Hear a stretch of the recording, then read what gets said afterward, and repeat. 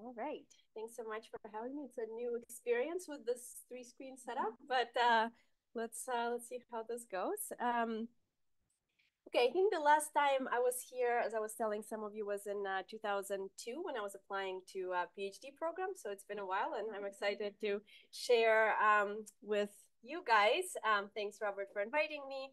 The research that I've been pursuing over the last 20 years or so. So I'm going to try to focus on three big lines of work. I'm going to start by talking how language relates to various other capacities that we have as humans. Then I'm going to zoom in inside the language system and talk about its internal structure and the computations it supports. And finally, I'll talk about recent efforts to use neural network language models like GPT-2 and its successors as models of human language processing. Before I do that, I'm going to say just a few words about the methodological foundation of this research enterprise and introduce the system that I'll focus on today. So when I started working on the language system, that was around 2005, 2006, I wanted to make sure that I could refer to the same functional areas across individual studies. And of course, my vision was that eventually we as a field could do the same for referring to these regions across labs, continents, and whatever, for a truly collaborative enterprise. There were many questions I wanted to ask about these regions, and I just wanted to be sure that I'm studying the same thing from one study to the next. And as a result, I began by developing a localizer paradigm, which kind of the approach builds on work in vision and related fields. So we can find language areas quickly and reliably. I use the contrast between language, so people reading or listening to sentences in a control condition like that's perceptually similar to language but lacks the meaning and structure, so like reading non-words or listening to speech played backwards or speech in a foreign language or something like that. And a few regions in the left hemisphere respond strongly to this contrast. So here are the language systems of just 5 sample individuals. You can see that the general topography is similar, but the precise location, shapes, and sizes of the regions vary substantially. Although importantly, this topography is highly stable within an individual over time. So here are maps from 2 participants across 3 time points each. The participants are rows, and I hope you can appreciate the similarity of the activation maps across the time points. But because of this topographic variability across people, I've expended a lot of my energy arguing that you can't make inferences about the system if you look at things at the group level. So you have to really identify these regions and individuals to have kind of the maximal functional resolution that we can get from this approach. 2 more things on methods. Most of the work I'll talk about today and most of the work I've done has been on English, but we've also developed and released localizers for many diverse languages, over 50 languages now, which is still a tiny fraction of the 7,000 languages that are spoken across the world and signed across the world, but it's better than one. The idea, the hope is to generalize the key findings across languages and increase inclusivity in language research. Here are just sample maps from native speakers of 6 different languages. And all of the tools we make available, always made available from our website. And second, because individual functional localization may not always be possible, like, for example, if you're working with a dead brain and doing some postmortem genetic analysis, we've also developed the atlas, probabilistic language atlas, based on over a few hundred individuals that was scanned over a decade or so. And this atlas can be used to estimate for any given location and say the MNI brain space or the free surface space, whatever space you want, the probability that that spot falls within the language system. So trying to create a universal frame of reference for the system. Okay, so let me just say a few words about the properties of this language system. And now I'm just showing schematic locations of where these individual regions tend to land. Of course, in any given individual, as you saw, it's only a fraction of each of these red things. So these are just like kind of big masks where this system can be found. So these areas respond both when we understand language, spoken, written, or signed, as well as when we produce language across modalities. And together, these 2 properties suggest that this is a likely system where we store our linguistic knowledge, our knowledge of what words mean and how to put them together. And using this knowledge, we can both encode thoughts into word sequences, that's what we do when we produce language, and decode others' intended meanings from their utterances. These properties also tell you that the language system is distinct from lower level speech perceptual and speech motor areas. So Broca's area and Wernicke's areas, as originally discovered by Broca and Wernicke, are not a part of the system, okay? Broca's area is a lower level motor planning area, which receives input from the system during language production. And Wernicke's area is a lower level speech perceptual system, which gives input to the system during comprehension. Okay, but the way I think about the system is this encoder-decoder system of stored linguistic representations that you can use to go in either direction. The regions of the system form a very strongly integrated system with a high degree of synchronized activity. In fact, you can find this network. You don't actually need a localizer to find this network. You can simply take somebody, put them in a scanner and have them do nothing for a few minutes, well, for about 40 minutes.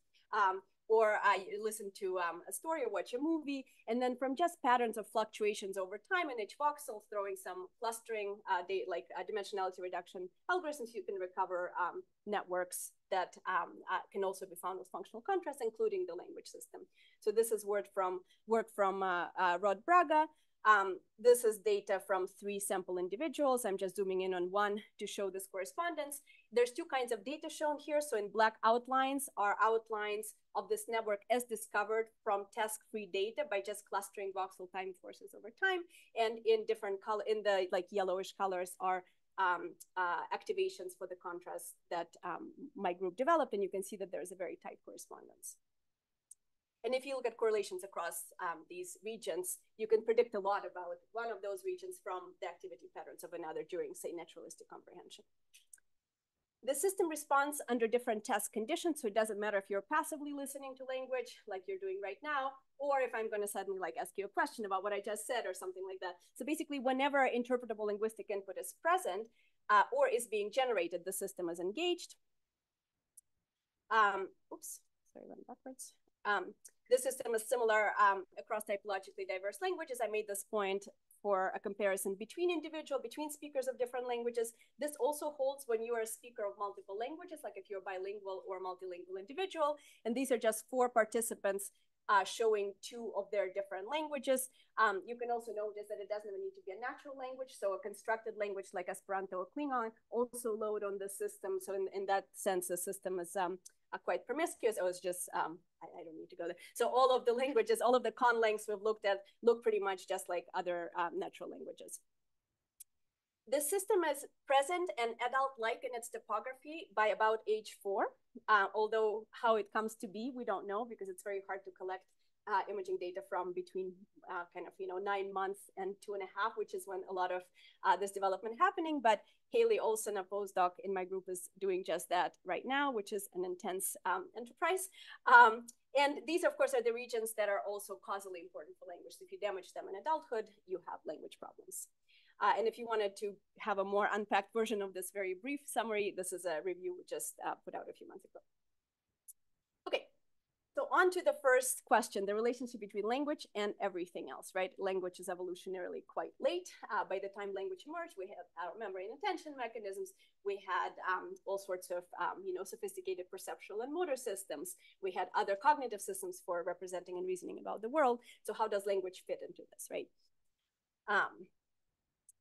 Yeah, I kind of already said that, right? So, and actually the relationship between language and all 3 of these things, perception, action, and cognition, have been debated. But the relationship between language and cognition, or language and thought, has been kind of the most contentious, where people for centuries have pondered questions like whether language and thought are supported by the same machinery. Are they kind of one and the same? Whether thought is possible without language. Why language may have emerged in our species, for what reason, and whether language is the thing that made us smart, right, which a lot of people think may be the case. So a lot of people have offered strong opinions on these questions, saying that those things really are one and the same, and that thought is not possible without language. Just so that it's not like a straw man thing, just some quotes from intelligent people making statements about how things are. So Chomsky, for example, writes, the systems of thought use linguistic expressions for reasoning, interpretation, organizing actions, and other mental acts. And here's his opinion on the second question. A substantial part of what we call thinking is simply linguistic manipulation. So if there's a severe deficit of language, there will be a severe deficit of thought. And he's not the only one who's offered these opinions. He just has a lot of good quotes to choose from. I should say that these are opinions. He says it's based on not any data of any kind.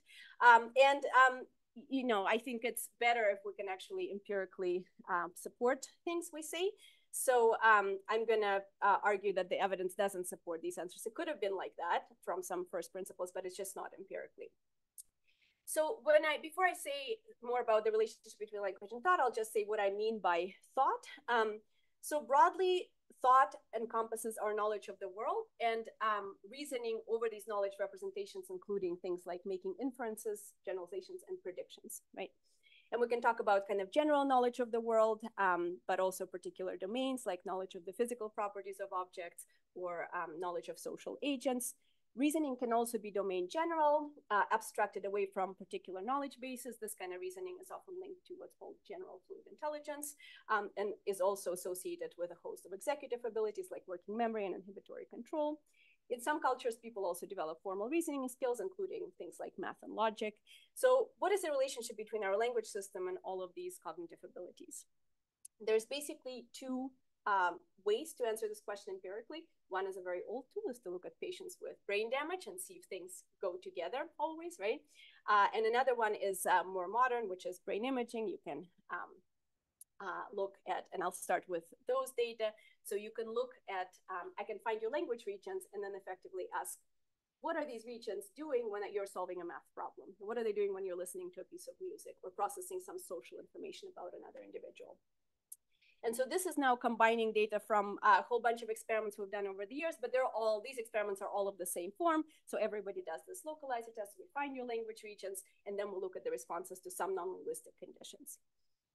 And in three gray bars are responses to three language tasks: sentence listening, sentence reading, and sentence production. So in this case, it's describing pictures of common events. And everything zero here is just a low-level baseline looking at a blank screen. And in different colors are responses to different non-linguistic conditions.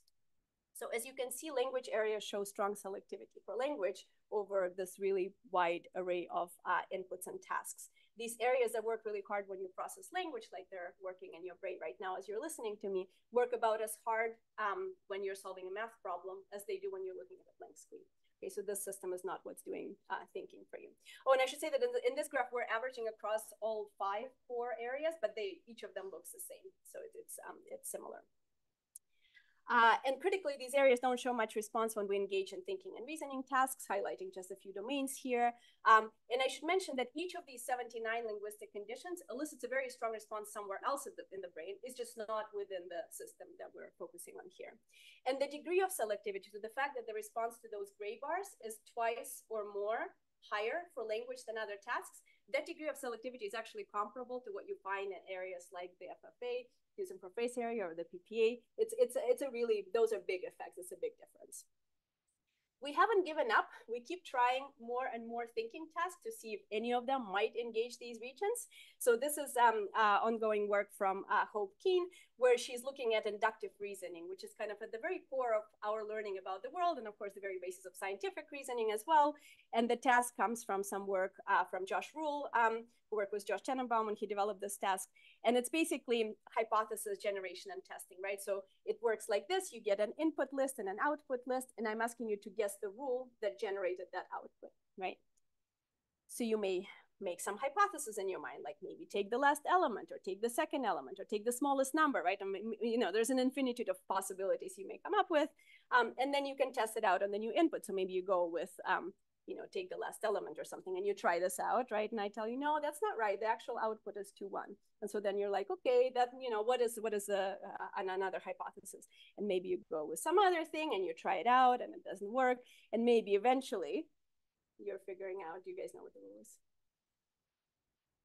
Not 7, exactly. And you try that out and that works, and yay, you're correct, right? And so we basically measured people's responses. Hope measured people's responses as they were engaging in this hypothesis generation. And in a control condition, you're just told what the rule is, and you just have to apply it to a series of lists. And here is the response in the language regions during this task. So this is kind of, I thought like, okay, if anything is going to engage the system, is this kind of reasoning, this kind of iterative hypothesis generation. But once again, we see that the language system is silent when we think.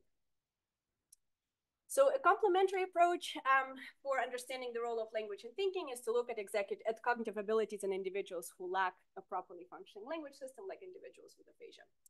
And the most informative here are actually kind of really severe cases of language deficits where the language system is effectively gone. So this is a condition known as global aphasia, and it results from like severe extensive damage to the whole parasylvian cortex, typically due to a large stroke in the middle cerebral artery, which supplies this part of the brain. And a lot of this work in my group, and this kind of damage, of course, leads to really severe linguistic problems in both comprehension and production. Rosemary Varley has been studying this population for a bunch of years now, and in my group, Anya Ivanova, who is now at Georgia Tech, did a lot of this work collaboratively with Rosemary. So you can ask, right, so these individuals, they don't have language anymore, right? They lost their ability to understand and produce language. You can ask, can they still play chess? Can they write music if they were writing music before? Can they solve math problems? Right? Can they do pseudocoding? Whatever forms of thinking you please. And it turns out strikingly that there are some individuals with these severe deficits in language who nevertheless can engage in all of these complex tests. In fact, they love these tasks because they've spent years being tested on language tests, and they're like, oh, can do this, can do this, can do this, I suck at this, I suck at this. And then you give them like thing, and they're like, wow, I can do this, you know, and they really perform at the level sometimes better than like age match controls. So this is yeah. Very good. So there is, you know, you become a really great experimentalist working with this population. How do you study preverbal infants? How do you study animals who don't have language? You get clever, right? So they understand thumbs up, thumbs down. So you can say, like, is this a good math expression? Like, is this correct or is this wrong, right? A lot of the times you can explain things with pictures. Like, they understand the semantics is okay. Like, so you can use visual kind of clues. But it's challenging. Yeah. At best they will understand like a couple of high frequency words, but yeah, it's all gone. And in fact, if you take like their anatomical scans and you project the probabilistic atlas of the language system, and that it's like it all falls in that hole, like it's all gone. So it's really it's really pervasive, the deficits. Okay, so empirically it turns out that language and thought draw on distinct resources in the brain, and even in the presence of severe language deficits, thinking and reasoning can remain intact. What about these other two questions? Why did language emerge in our species? Well, nobody really knows. It's hard. Evolutionary questions are really fun, but really unsatisfying in that we can't nail these questions. We put out some speculations in this recent paper with Ted Gibson and Steve Piantadosi, where basically, you know, not a shocker, I know, but we argue that language is useful for communication, which you'll be surprised, but some people have explicitly denied that language is useful for communication. But we kind of put together evidence from the kind of things I was just presenting to you, but also a whole body of work that has now pretty convincingly, in my opinion, has shown that many properties of language have made it optimized for efficient information transfer, from the way the sound systems of languages are structured, to the way the lexica carve out the conceptual spaces, to how syntactic structures are built, and so on. And so putting these two things together, we think it's pretty likely that language kind of has evolved as a communication system. And the way in which language may be made as smart is not by providing some new kind of representations that we didn't have before for thinking, but rather for allowing us to accumulate knowledge across generations. So to build knowledge upon knowledge, which is a very, very useful thing to do. Okay, so this selectivity of the language system rules out a whole bunch of hypotheses, which is the whole reason why I was looking at this for what the system is doing, right? Because now I can tell you that it's not the case that the system responds so strongly to sentences because sentences are hierarchically structured, because many other hierarchically structured inputs don't engage the system much. It's not because sentences convey meaningful information, because again, a picture or a video of a meaningful event elicits a much weaker response. It's not because sentences can sometimes express logical arguments or describe mental states, because again, non-linguistic versions of that same content don't elicit much of a response. And it's not because sentences are communicative signals, because facial expressions or gestures and other communicative signals don't engage the system. So the possibilities that remain seem to suggest that it's something to do with specifically linguistic structure or meaning. So let's now look more deeply inside the system. So what computations could the system support? Well, it's just like from first principles, what do we do when we do language? So if I give you like a random sentence, you're doing a couple different things. So first, you're accessing word meanings from memory. I'm showing them with pictures, but of course they're more abstract, probably vectoral, in fact, from the recent successes of language models, but it doesn't really matter for this purposes, right? Somehow you access a representation of what the words mean. And then you're also figuring out the grammatical structure of the sentence. You use your knowledge of the grammar to figure out how things go together. So red hair is some property of woman, with goes with her dog, and so on. And once you've done those two things, I'm not saying that they're separable. Conceptually, they're certainly separable. But once you put those two bits of information together, you have some kind of a complex meaning in your mind of the whole statement. And how exactly we retrieve word meanings and how we build structures remains a matter of debate, but there's a whole bunch of paradigms that people have developed that basically engage these kinds of operations. So I'll just give you the simplest examples. So how do we text word retrieval? Well, we can look at people processing lists of real words compared to lists of non-words, right? You can map things onto some memory representations in the first case, but not in the second case. How do you look at sentence construction? You can look at a structured stimulus like a sentence compared to a list of unconnected words, right? In the first case, but not in the second case, you can build complex relationships between words. Sometimes people have also tried to isolate kind of pure syntactic construction from meaning building by using stimuli inspired by Lewis Carroll's Jabberwocky poem. So you kind of make sentences which sound grammatical and well-formed, but the words are not interpretable. So you kind of, it's kind of like going to a talk filled with jargon and not understanding what the content is, but being able to judge the sentences as perfectly well-formed sentences. So how do language regions respond to these conditions? Well, here's a sample region. I'm showing just the posterior temporal region. And as you can see, sentences, it looks like sentences that text both word retrieval and sentence construction elicit a strong response. The response is stronger than the response to unconnected words. And the list of words elicits a stronger response than non-words, suggesting that both of these things play a role.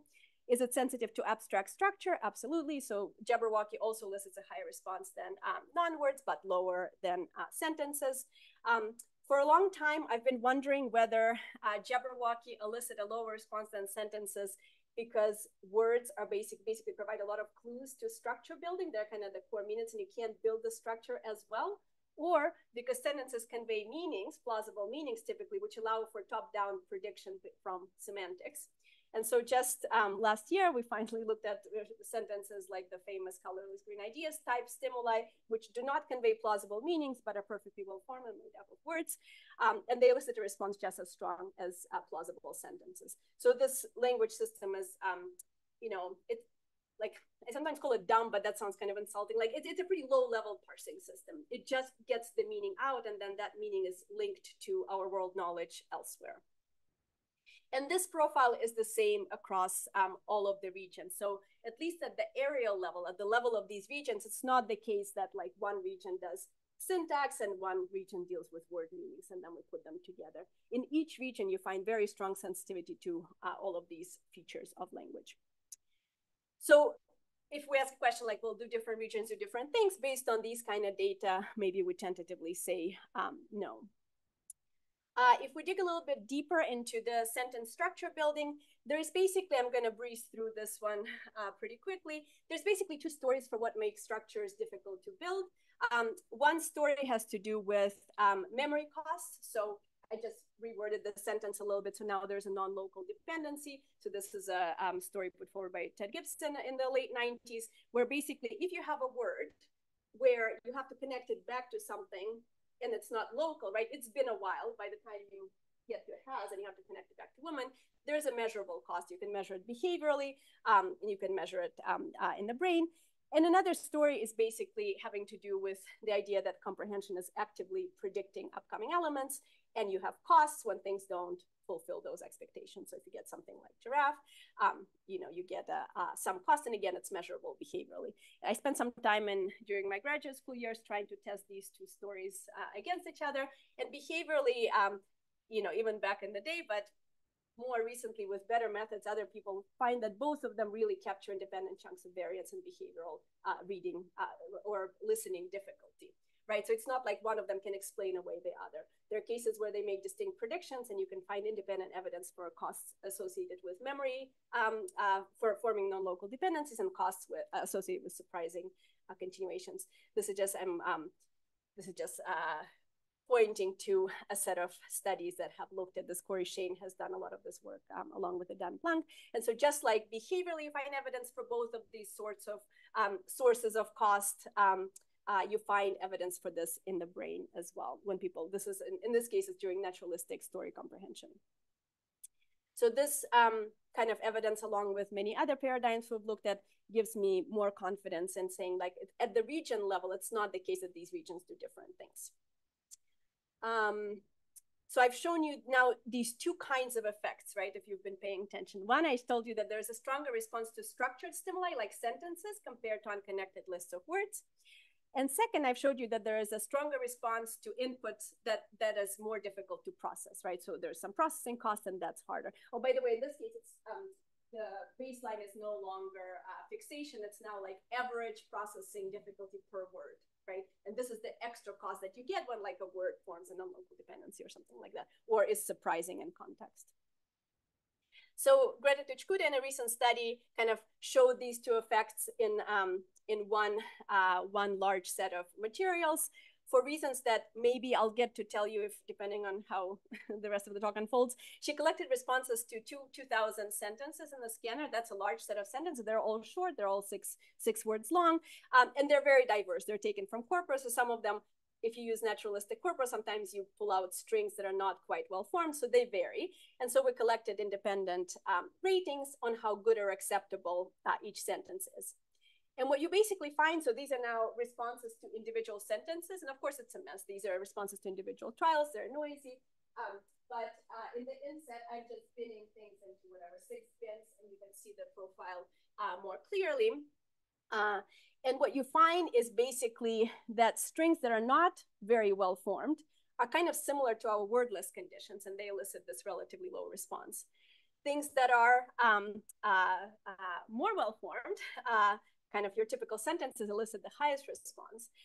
And so you get that climb from less well-formed to more well-formed. But then sentences that are really, really predictable, like language models would estimate surprisal as very low. They're very easy to process, everything's local. They actually elicit a lower response again. So you kind of need to be in this mid-zone of hard to process sentences to drive the system maximally.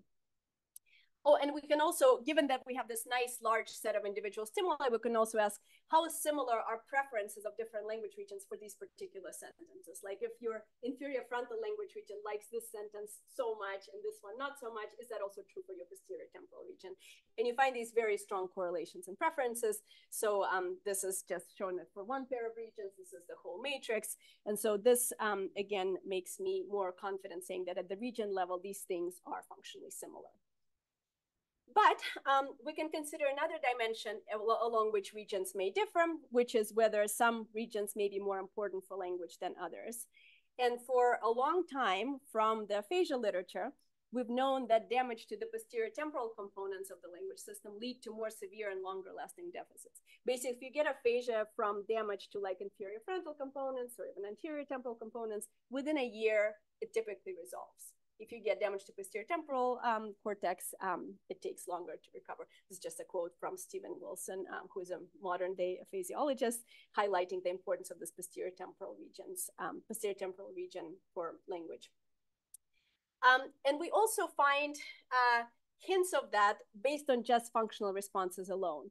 So remember how linguistic input that's more difficult to process elicits higher responses in the language areas. And you find this effect across regions, right? So this is now hard, medium, and easy sentences. This is a profile in the posterior temporal region. And here's how it looks like in the inferior frontal region. So you get the same profile, but if you are paying attention, those easy sentences are really not engaging this region at all, right? So when you're processing something like, can we go for a walk, or they had other things to do, you can do this more focally within just the posterior temporal component. And the second line of evidence comes from polyglots, so individuals who speak 5 or more languages. A little while ago, we reported that polyglots and hyperpolyglots have smaller language networks when they process their language. So they don't activate as much of the cortex compared to non-polyglots like monolingual and bilingual individuals. When they process their native language, the responses are weaker and less spatially extensive. More recently, we replicated this effect in a new group of individuals. And we also, again, if you zoom in into this again, posterior temporal, inferior frontal, you see that there's some polyglots that are really not engaging these frontal regions when they process their native language. So in that sense, they seem to be doing very efficient processing, and they don't need the entire language network. So the posterior temporal areas seem to be always engaged when we process language, and in some cases appear to be sufficient to support language.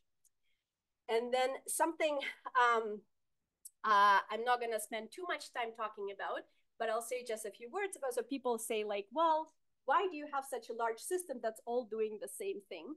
And of course, we don't know the answer to that, but it seems that a lot of high-level cognitive networks have that property of pretty similar profiles distributed across the brain.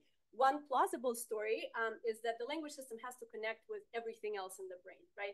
We use language in social context, so it has to interact with social cognitive mechanisms. We use language to learn about the world. We use language to teach things, right? And so whatever system, other systems we have, it has to have ways to interact with them. And so it may be useful from an engineering standpoint to have redundant representations in different parts of the brain so you can more quickly connect to other systems. Distribute the language representation that you, for example, extract from language to other systems that may use these representations in downstream tasks. But it's also the case that in spite of the lack of region level differences, such as this region does syntax, this region does semantics, there's a lot of heterogeneity within each region. So if you look at individual voxel tunings, or if you do something like record with intracranial recording approaches, including single cells, you find a lot of heterogeneity within each of these regions, such that different neural populations do different things. I'll just mention what the result is without going into the details. This is recent work where we find that different neural populations within the language system seem to process information at different temporal scales. So in general, so this notion is temporal receptive windows. And for those of you who work on vision, it's basically the temporal equivalent of spatial receptive fields, right? And so it corresponds to how much of the preceding context are you taking into account when you're processing a given word. And it turns out that there's basically 3 distinct subsets of neural populations in the language system, such that some of them process 1 to 2 word ranges, others 3 to 4 word ranges, and others about 6 to 8 word ranges. And that's pretty much it. It tops out at about 8. So anything that has to do with discourse level structure building doesn't actually happen in the language system. Okay, yeah, I'm gonna skip this here for a second. Okay, so to come back to these questions, what linguistic computations does the language system support? Well, it seems that it supports computations that are basically related to word retrieval and sentence structure building. And for syntactic structure building, it seems to support operations like integration of words in memory, as well as predictive processing of upcoming elements. It doesn't seem that different parts of the system do different kinds of computations, but it does seem that maybe some part of that system, most plausibly, this is also the region that first gets input from the lower level, like speech perceptual or reading processing, like visual reading regions, is more critical than other parts of the system. And there does appear to be evidence for heterogeneity at the finer spatial scale that just doesn't map on to areal boundaries, right? So you find structure, you find different things going on, but it doesn't correspond to these big areal distinctions. And I mentioned temporal receptive windows. Other kinds of dimensions that we find differences along include semantic preference. So there is a subset of the language system that seems to show weak semantic tuning, not as strong as some other parts of the brain, but so preferences for particular content.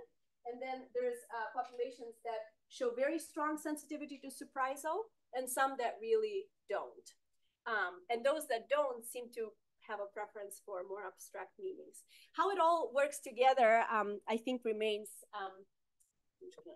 take a sip of water. How it all works together remains to be determined. So we're doing a lot of it's called precision kind of deep data imaging, where in one effort, we're collecting responses to 10,000 sentences, which is, you know, the largest data set that will have existed. And I'll mention this briefly. I think the field has gone too far on the naturalism side. I think if we collect enough naturalistic data, we'll just solve it all. And the world is really annoying. There's a lot of stuff that a lot of dimensions that are conflated in fully naturalistic stimuli. That there is a reason why people have been doing experiments for many years. It really allows you to isolate certain things. So you may be able to learn a lot from naturalistic data, but if you want to kind of, you know, take cognition thread by thread and figure out what are the different component pieces that allow you to do the things you're allowed to do, I think without experiments it would be hard. Anyway, so we're doing naturalistic stuff as well, but also pushing on this front of like more controlled stimuli, where you collect a lot of data from each individual and try to do kind of data-driven structure discovery things, as well as more hypothesis-driven approaches.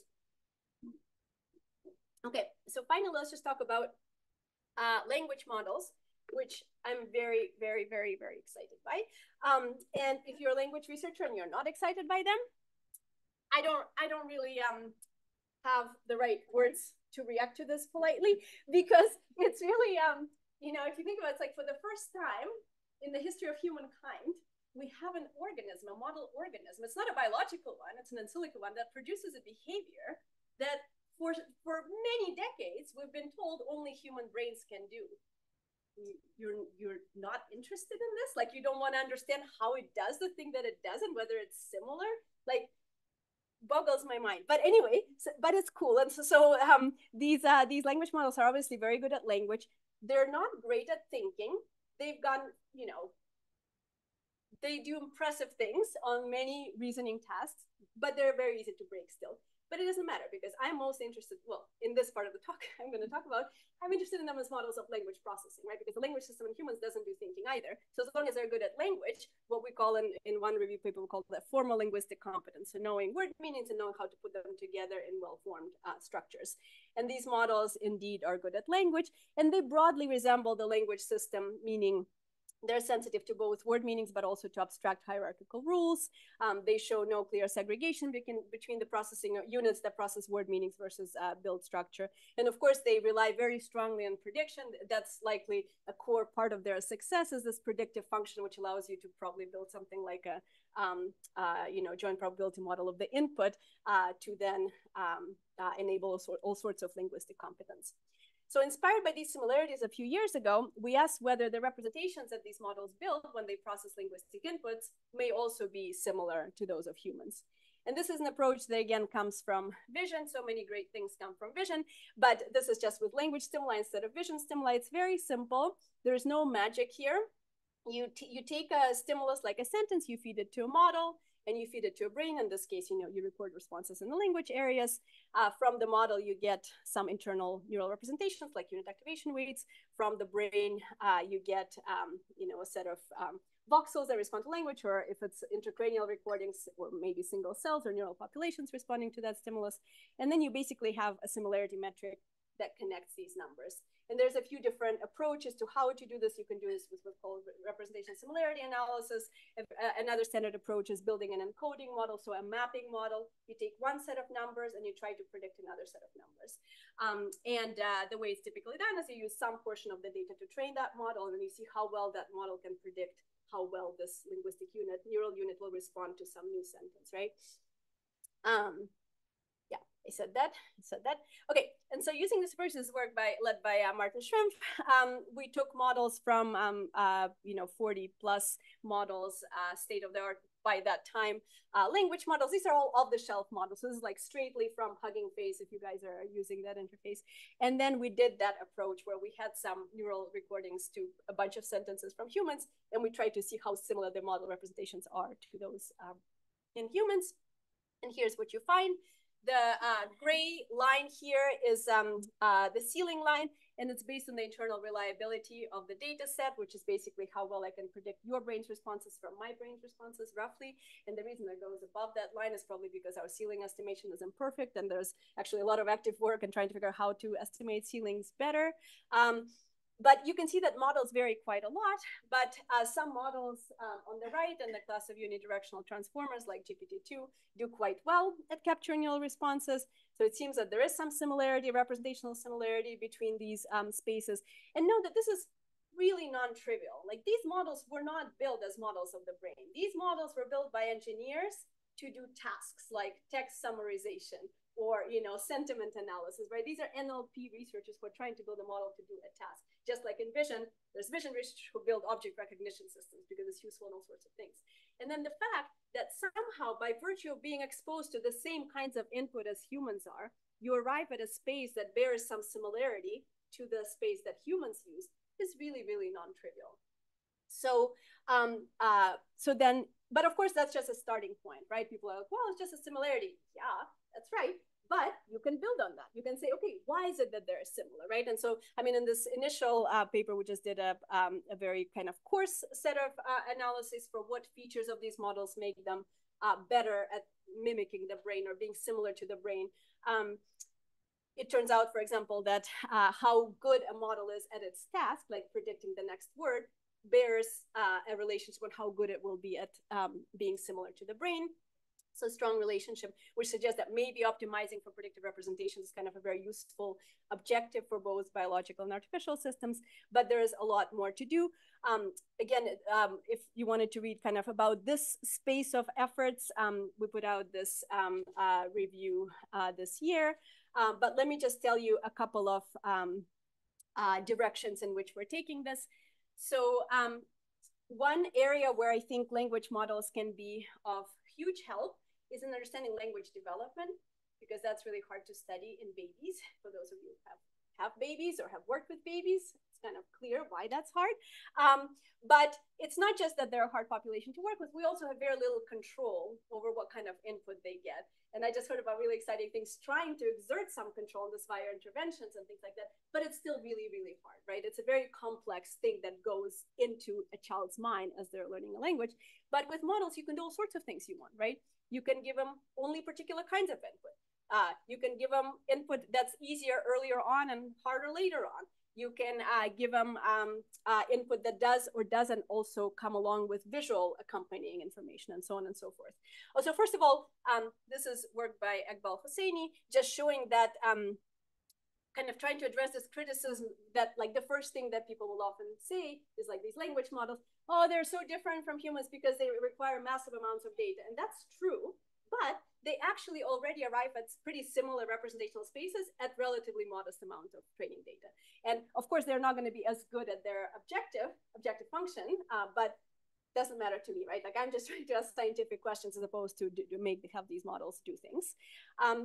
In ongoing efforts, this is with postdoc Qingzhi Zhuang, we're building developmentally plausible models where developmental plausibility comes in many, many different flavors.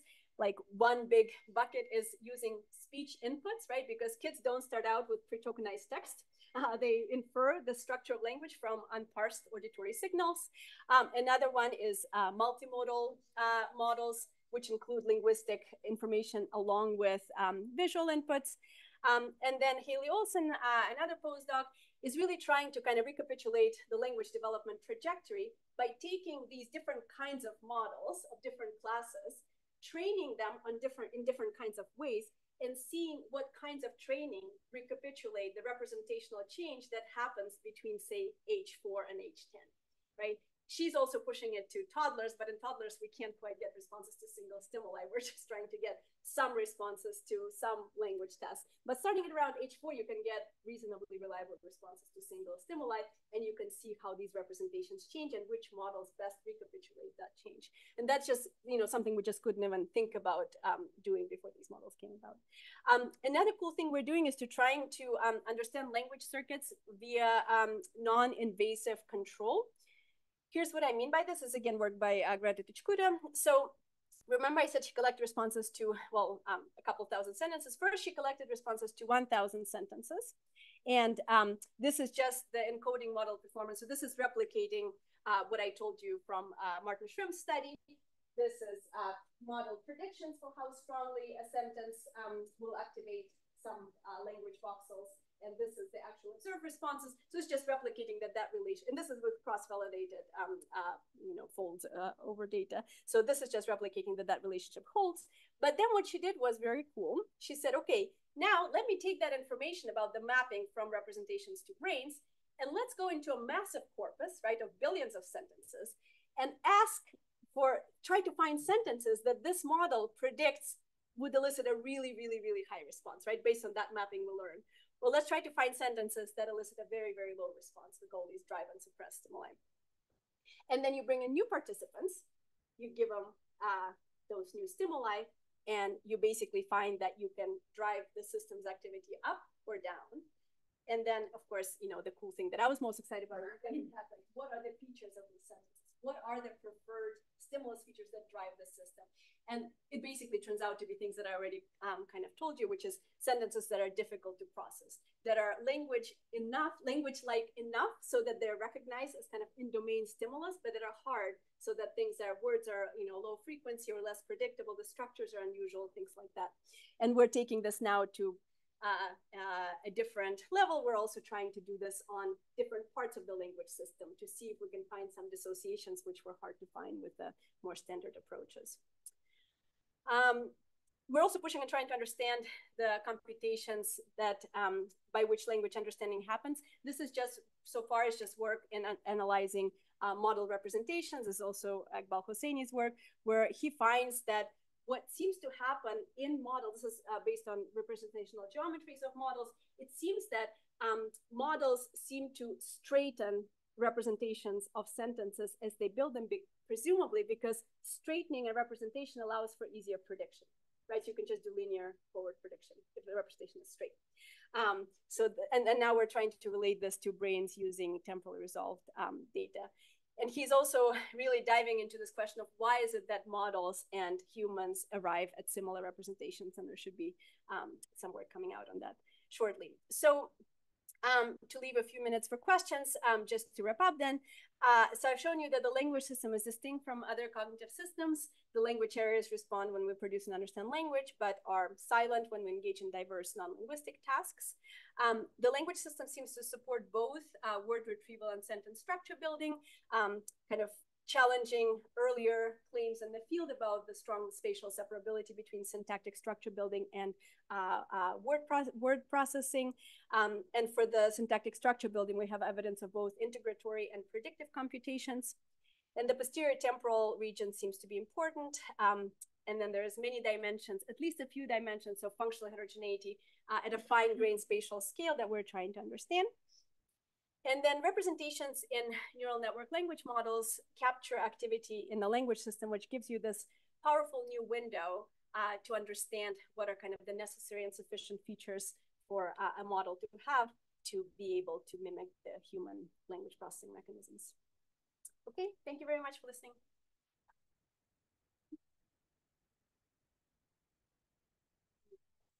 Stuff that we're working on beyond things I could tell you. We can answer any questions about current or future or whatever. Yes, Jacob. I think so. Yeah, one of the things that I've always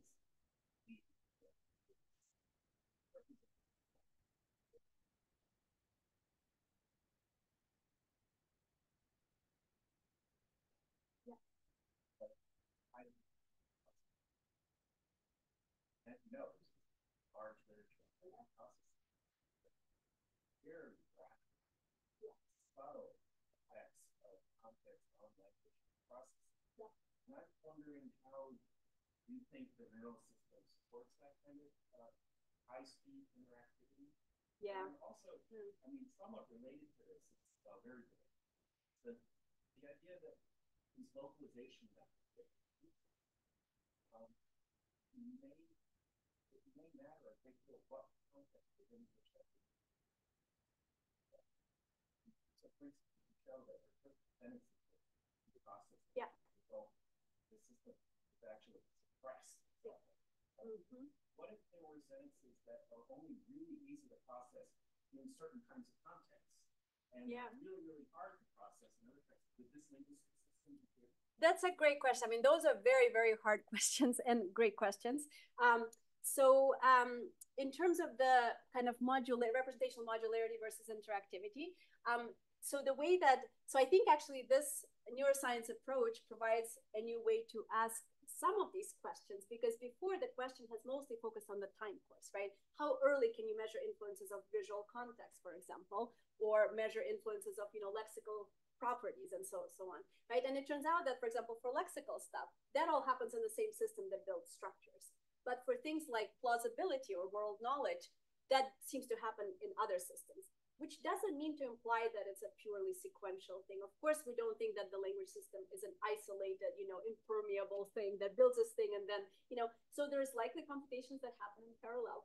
How they permeate the language system, how that all works together, I would challenge anybody to, say anything about this. And the reason for this is that we don't have tools, even in animal neuroscience, to do high density neural recordings from multiple places in the brain.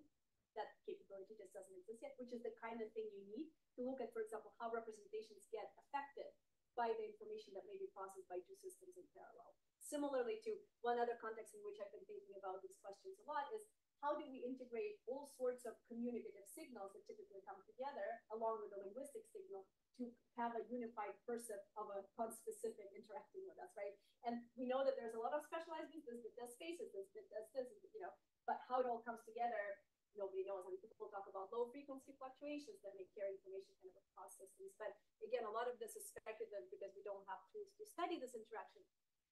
But I think models are going to give us a cool tool for asking these questions, because I can now take like a base language model or transformer, say, whatever, doesn't matter, and hook it up to something like a world knowledge system or a system that has access to visual information of the world.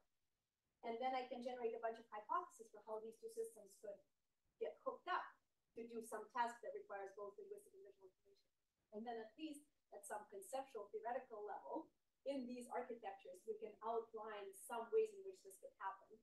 And maybe in the meantime, somebody will figure out how to do recordings from multiple places and whatever. You had a second part to your question. About context. Right? Context, yeah. Yeah. It took a while to build up this foundation of language of neuroscience to I would love to ask questions like that. We just haven't gotten to it yet, honestly. It's, and context is hard, right? Because the context is never the same, right? The challenge of studying effects of context. So, but then if you only have a single repetition of a contextual presentation of a stimulus, then you need to distinguish it from noise. So you need replicable responses somehow in response to the same context. Differential responses based on different contexts, and reliable enough responses so that you can, it's not impossible. Like we're doing increasingly more single trial level, responding to particular stimuli. So far, we've been focused on covering the space of linguistic variability with that, but in a similar vein, you could imagine presenting sentences in very different contexts and seeing whether, for example, representations in the language system are affected in them, right? Or is it all just affecting some other systems where that, and those are really cool questions. I love those questions, and hopefully we'll get to them in my lifetime. I'm not dying or anything. But just, there's a lot of things to do yet. So I think you were next. I'm trying to work out whether my question was differentiable from John's. I was trying to imagine how you could answer the kind of question that you said was very difficult. Yeah. I don't think it's impossible though. I mean, I think we just need to find a way to refine it enough. So I know it's not the case that the language system passes off some conclusion to the semantic system that's going to then interrogate its knowledge of like how bees fly. That's right. Yeah. So, but but something like that. I mean, it's not quite that, but it's something. Well, it couldn't be sequential, right? So no, there has to be some interaction. Yeah, that's right. And I think you're right that a lot of the evidence that we had for the rapidity of this, or the close integration of these phenomena comes from time course. That stuff from Tannenhouse and so forth. Yeah. But it does seem to me that I think John also hit it on the head. I think by using the context, we can figure out how different, say, semantic sets or different attitudes toward the material or something might consistently reveal connections between different areas. Language and other systems, right. So it doesn't seem like an impossible problem. It seems like just in constrained ways. It's not. fMRI is slow, so there's also that challenge. But intracranial recordings are not, and in fact, the move towards stereo EEG, where you have a bunch of holes drilled and record from like idiosyncratic places, gives you these kinds of opportunities to like look at, so we have a whole line of work planned on language hippocampal interactions, because of course we learn stuff through the world. We have to update our world models, which we think hippocampus structures play an important role with. But there, with any approach you can think of, there's a host of challenges to solve, and they're non-trivial. But I'm hoping that maybe through the language memory thing, we can get at least like kind of a set of ways in which those questions can be probed, and then hopefully extend it to like language and social stuff, or language and general semantic processing or something. I think you were maybe next. I'm trying. I can't. Yeah. That's a very quick question. You said there's a sort of take languages like Klingon or constructed languages like Esperanto engage in language system, but logic puzzles don't. I'm just wondering where Python would fall. It's with the puzzles. Python does not engage the language system. Even though those things are called programming languages, they don't engage the language system. And that's, again, like people try to make definitions of what counts as a language, right? And you can try to do it from first principles, but like we have an empirical way. It's like, this is a system that processes natural languages. So let's just see if like math engages it, if logic engages it, if Python engages it. And the answer is no. Esperanto does. It does. And so then we can kind of see like, what are the features that a system has such that it constitutes whatever set of representations, computations such that it can be processed by these.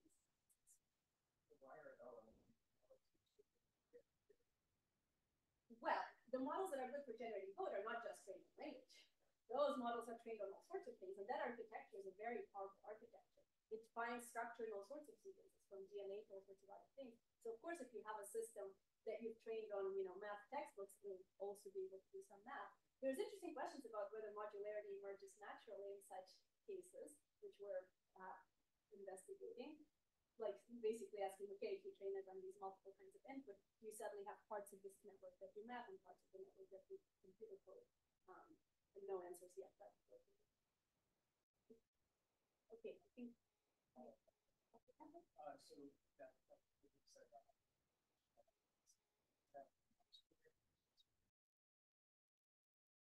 So we will. So there's two studies, as far as I know, one from our group, one from Marina Bedni's group. They both are like, college students who are pretty good at programming. So they're not like people who have been programming for many years, right? So we don't know. There may be interesting changes that happen. Just, if we reason by analogy from math, if you look at professional mathematicians of different kinds of math, different types of mathematical reasoning, none of them engage the language system from that. So maybe it's similar for programmers, but I don't know.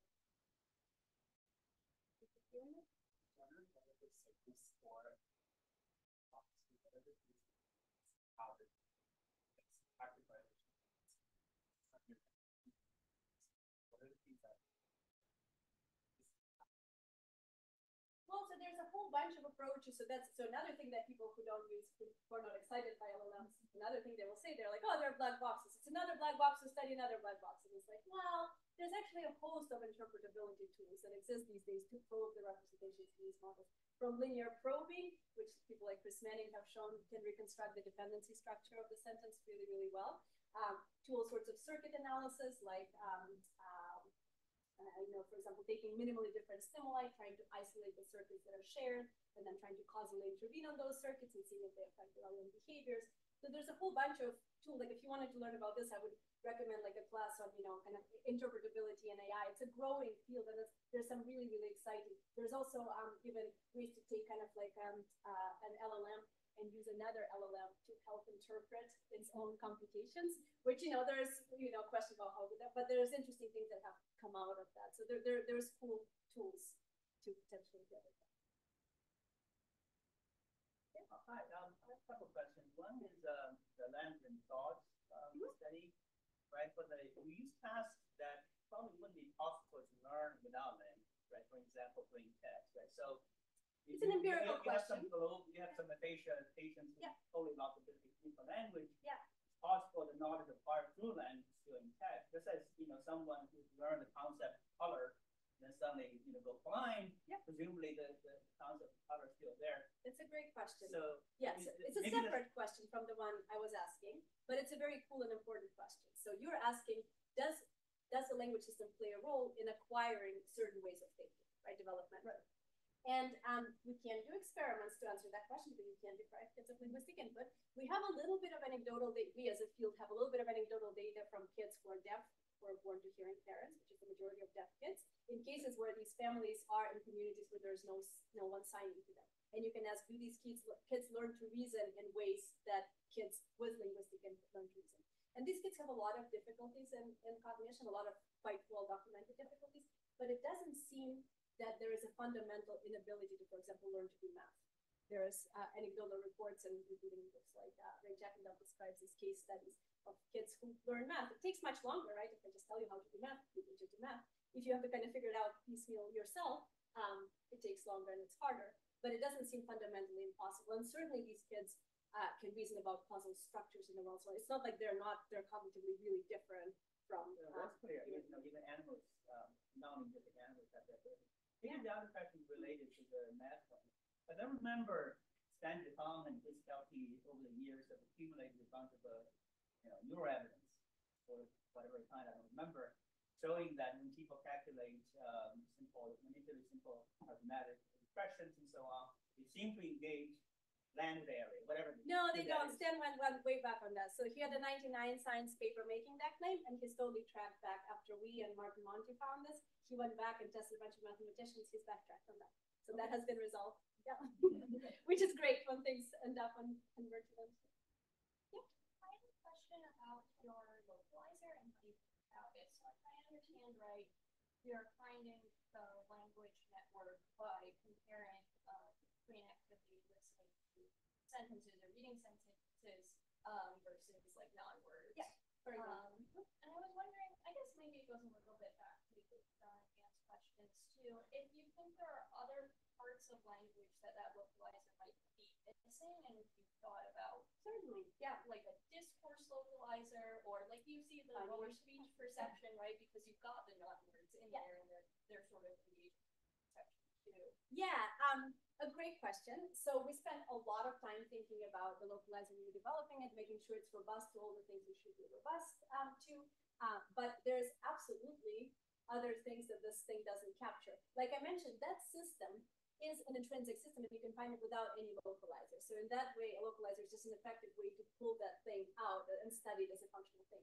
We just met 2 days ago developing a discourse level localizer. So there's some work that's been done on discourse level. Well, there's a lot of work in linguistics and cognitive science that's been done on discourse level processing. And there's some work on the brain side, mostly finding that the systems that seem to build up information across long time scales seem to do it for both verbal and nonverbal contexts. This work by people like Louis Besson and Chris Baldessano and Chris Honey, and a lot of others. But there's also all sorts of interesting phenomena in discourse that these people, because they're not coming from a language background, they just haven't really tackled. Like, I mean, there's some types of discourse relations that require particular markers. They're just hard to infer ambiguously without them. There's some relations that you can infer without any content, right? Take world knowledge away, and you can have a very abstract kind of, a thing as long as the discourse stuff is marked. And so we just are starting to work in collaboration with Ted Gibson and Nancy Cameron, actually trying to develop a way to find these regions reliably that, for example, engage with connected discourses compared to unconnected discourses, and see if we can probe them to try to understand how it is that are they really specific, non-specific to language? Or maybe there's parts of them that are actually specifically dealing with building linguistic discourse structures, given that some computations don't really make sense in the context of visual narrative processing. And there's other things like that. I mean, so pragmatics, of course, requires like social mechanism. That system is quite well studied, but we have studies where we're trying to see like how that system works with the language system.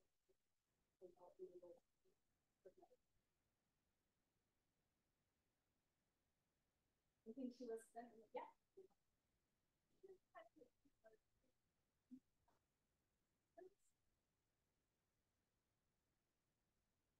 No, I'm trying right here in this. Whatever.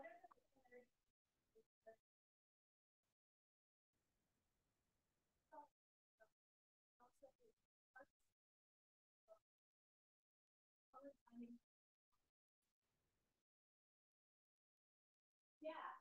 Well, I mean, so the way in which they're different, there's many ways in which they're different. Mike Frank recently had a very nice paper kind of summarizing all the ways in which those differences exist and how to potentially think about them. But they're trained on more data, different kinds of data, only textual data without the So,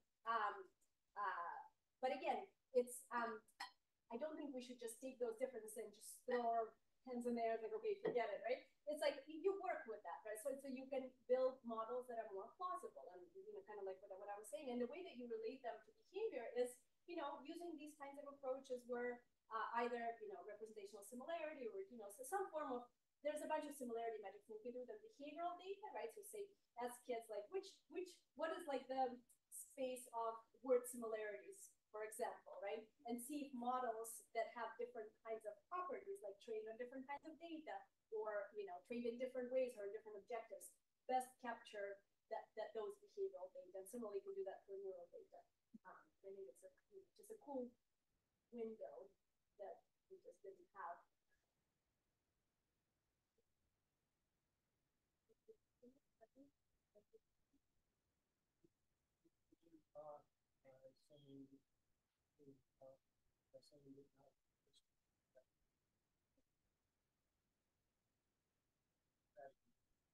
Non-animal. Non-human. Yes.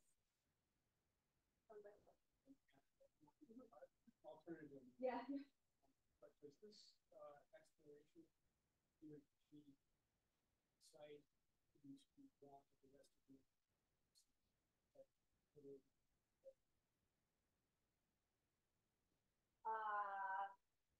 well, I mean that there is many parts to this question.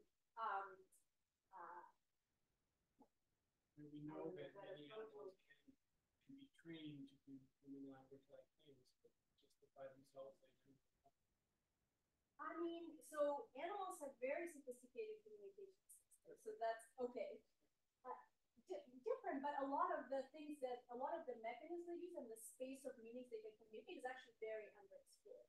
So when people just say, we know animals can't do this, in many cases, if you go and look at the literature, it just hasn't been looked at. And some of the tools that exist these days allow us to actually get a much better understanding of, for example, what information do whales transmit in whale sound, right? By putting recording devices on whales and tracking all kinds of stuff that varies in their context. But still, the number of different qualitative and displays by item. I think there's a lot unknown, so I would still tread carefully there. But yes, I agree with you that human language does seem different based on the kinds of takeover of the planet and consequent destruction or whatever that we've done, right? Like we're obviously a very successful species, and like I said, language helps. Well, I mean, and there why? There are other examples like the Sure. Okay. Sure. Okay.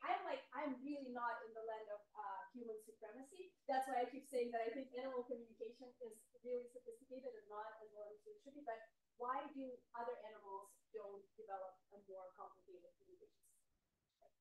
Well, so if you look at brain evolution, there is a big change in the amount of free cortex that happens over the course of evolutionary change, such that in, say, somebody like a ground mole or whatever, most of the cortex is taken up by sensation and motor control. Right? And as we go up down the tree, the more and more cortex is kind of up for grabs. So you can do stuff with that free computational power. You can process more information about the world. You can make generalizations and abstractions. Amount of storage, computation-free storage, is really a big deal. And people underestimate it. They always search for a particular circuit or some new brain region that gives some extra power. Just having more free stuff to encode information and potentially learn generalizations from is a big deal. Chomsky's analysis in that respect, he says that the evolve is just a new computational system certain. I'm hesitant with the first part of your question. There's very little that I would agree on with anything that Chomsky said. To the extent that you take no, it's not. That's not. So it depends on how. It's not just the computational power, right? It's the computational power in a lot of different capacities. So that association cortex supports a bunch of different networks. It's not just the language network. It also supports the executive control and planning network. It supports the social reasoning network. It supports the default network that helps us integrate information for a long time. So if a brain with a computational capacity evolved all of these things, I mean, yeah, I get it. But I just look, I don't kind of, is this useful, right? Like, is it useful to think like whether this would happen? And I just don't like whatever is supposed to be done with things. Like, I don't think that where I can actually go and test it. Like, we now see that a system with a lot of units thrown, a corpus of linguistic productions develops a system that produces output that's tested by large language. Sorry? You're arguing that it's tested by large language. The fact that you can create a system that does language. I don't think they do cognition, but I think they do language. And I think that's pretty unambiguous. I'm happy to take an angle. Like I think they do language. That's great. So I'm a big fan of tongue twisters, and I know you talked about how the language network is engaged by both the comprehension and the production of language. What do you think is going on where there's like huge gulf between how difficult, like how complicated it is to produce versus So I think the tongue twister is actually difficult in articulatory planning and execution. So I think that happens outside of this higher level system. So there is a system, there is an area which Roku discovered, which seems to selectively support speech motor planning. It doesn't seem to care about like planning other oral motor movements. It seems to just be engaged when we're planning to say stuff. That system doesn't care about content. Like it could be saying like a tongue twister that is, you know, a phrase from Shakespeare, or a tongue twister that's just like a bunch of consonants, you know, syllables put together. But it is modulated by articulatory difficulty. So to the extent that you look at these kinds of manipulations, like easier to articulate and harder to articulate, that's the system where you would find these effects. And then there is the execution, which happens like in motor cortex. Yeah, but yeah. So it's not really like in the did that clear? Yeah, I was kind of thinking of like any situation when there's a gulf between like how hard it is to perceive versus produce. Like even if you're learning a new language and you can understand what people are saying, but you can't talk yet. Yeah. I mean, and that happens, of course, in development and kids, like who understand stuff. I mean, it's just, you know, it's recognition versus recall, right? Like, I mean, it's just an easier process. And similarly to like recognizing an object as opposed to being able to draw it, right? Like in many cases where you have to produce a behavior that, you know, mimics some part of the world, that's a harder thing to do than just like map it onto some representation that's being built. Or, I think there and then. Mentioned that when you say language learning in kids, when you put the second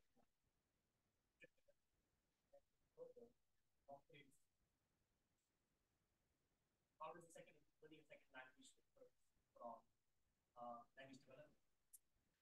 It's a great question. I mean, there's many things. I don't know if I don't have that.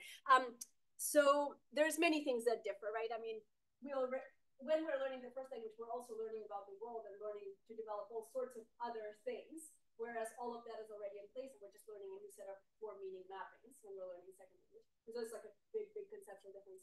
Neurally, it engages the same, like it ends up in the same system. How the learning mechanisms differ and how whatever neural changes happen between childhood and whatever critical period, I don't think we understand yet. But they do end up in the same system. There's interesting work looking, for example, whether adults get worse. For a while, people thought that maybe adults would get worse at things like statistical learning, just picking up patterns. But it turns out that like almost any test we try, adults are better than kids, because most of these tasks have some kind of a testing component, and then adults do better. So I think there's a lot of good open questions about how the learning process differs in the first versus second learning. We do see that the changes in the response of the language system across people do seem to be modulated by something like the amount of experience with the language or proficiency in the language. So for example, if you take kids at 4 through 16 and you look at how the response in the language system changes to language, it gets higher and higher and higher. And then at around 16, it kind of reaches adult levels. If I take second language learners and look at them as a function of proficiency in their second languages, you find a similar kind of climb. But if it gets higher and higher, the better you can understand the signals, presumably because you can engage the full suite of computations, right? That you can now, for each, like you know what it all is, right? As opposed to getting like these little glimpses of the signal, which can only be. But beyond that, I don't know if I have any.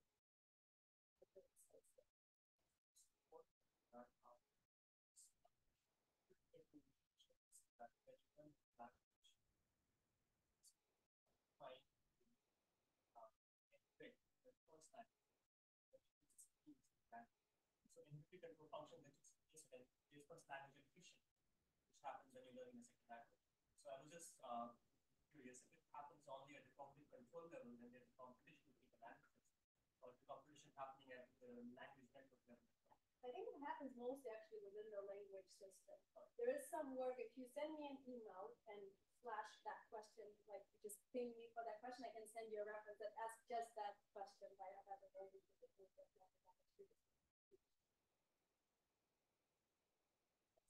Yeah, I want to understand better how you think about the relationship between language and thinking. Yeah. So clearly, like it's not doing well many things that make us intelligent. That's right.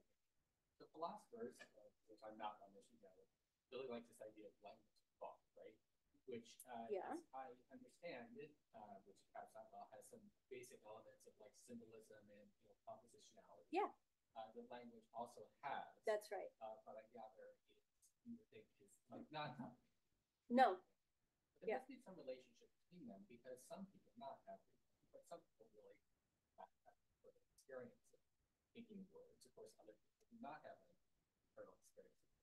But there must be, at least for some people, sort of mesh between these representations. So I think there, yes, great question. So I think there's two separate questions. So first of all, yes, I think there is compositional representations and symbolic like representations in other domains for sure, like to represent, hierarchical social structures and whatever. Like I think it's hard to do with just like vectorial. Anyway, so most people who work on language and thought these days don't think of that as natural language. That said, one, there has to be a way in which they're aligned enough so that we, not because of the internal monologue things, just because we can convert almost any thought into a word sequence. So there has to be some mapping functions between them, right? And again, this is a question of like inter-system interactions. How do we take an abstract thought and convert it into a word sequence, or the other way around? Don't know. Those are, or like what are the structures? What are the ways in which our like knowledge of the world is organized such that they can map onto particular linguistic representations? Anna spent her career asking that kind of question. It's a good, big, hard question. I don't know if we have. I don't think. I'm not sure if neural data can exactly inform these questions, but there are now, again, there are people who are, for example, looking at the conceptual system in the brain and the linguistic system in the brain and trying to see along which axes they may align, or whatever. But there's no answers yet. The question about the sensation of having an actual internal monologue, that's a super interesting one. I think it's not a very well understood phenomenon, but as you point out, it's not ubiquitous. So some people just don't know what you're talking about when you say you have a voice in your head. Like they're concerned for you. They might advise you to go see a specialist. And like my husband is like that. So for him, everything is out always. Whatever he's thinking, it's just kind of coming. But also, it also, one argument that he often gives me, which is kind of just like experiential argument for why our stuff is on the right track, is like, why is it sometimes so hard to express your ideas? If you were thinking in language, it should just come out into a beautifully fluent thing, right? But there is some cost to that conversion. And sometimes we try and it's clear, like we're like monitoring it with our comprehension. We're like, no, that's not quite right. I'm not, explaining it well enough or whatever. And again, how those systems exchange information, I don't know yet. But yeah, there has to be some isomorphism-ish thing. In terms of the research, it's all about language. We do stuff in production. You mean like thinking? I see. Yeah. Well, that's not language. You mean so external, internally driven things. I mean, so you can certainly ask people to covertly generate things, but then it's pretty much language is just not output through the motor system, right? So then it's not how to study the format of people's representations when they think.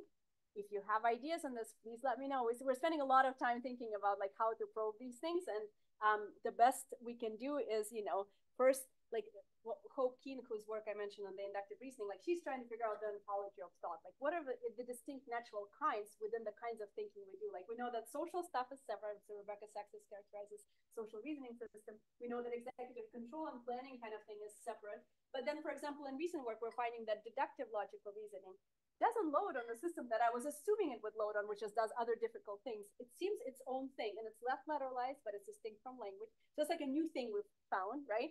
And then she's finding some other things. So the first thing is to figure out like what are the different kinds of things that we can think, and then we can start asking like across all these systems, is there something shared about the kinds of representation they build? Do they have symbolic like qualia? But whatever, or you can try to see if like in neurosymbolic approaches, if you connect like a language model to some more like symbolic problem solving like system. Again, what are the ways in which the information from a noisy linguistic input, which often has like, not quite the right words used, words, are not quite in the right constructions, but we work with that and we extract something that's very robust, like in a verbal math problem, right? I can give you a problem in language, which of course you need the language system to process the information in, but then to do the math itself, you probably want some other format to make it robust. As you can see, if you give like even, ChatGPT 4-digit additions, it'll give you something that's kind of right, but like a calculator won't give you an exact answer 100% of the time, right? So they're doing something that mimics thinking, but not quite thinking. But, like I said, some of the tools from modeling work, like, understanding how like symbolic problem solvers interact with language models to solve tasks that require both linguistic processing and thinking, I think is maybe a cool window to try to understand how they go together, how they work together. I feel like we could go many, many more hours. Hopefully some of you are going to be able to continue this conversation tonight or this afternoon. But I would like to let us break it because I think there's also a lot of crossover in this room for the next ILST event that starts in 8 minutes. So I want everybody to have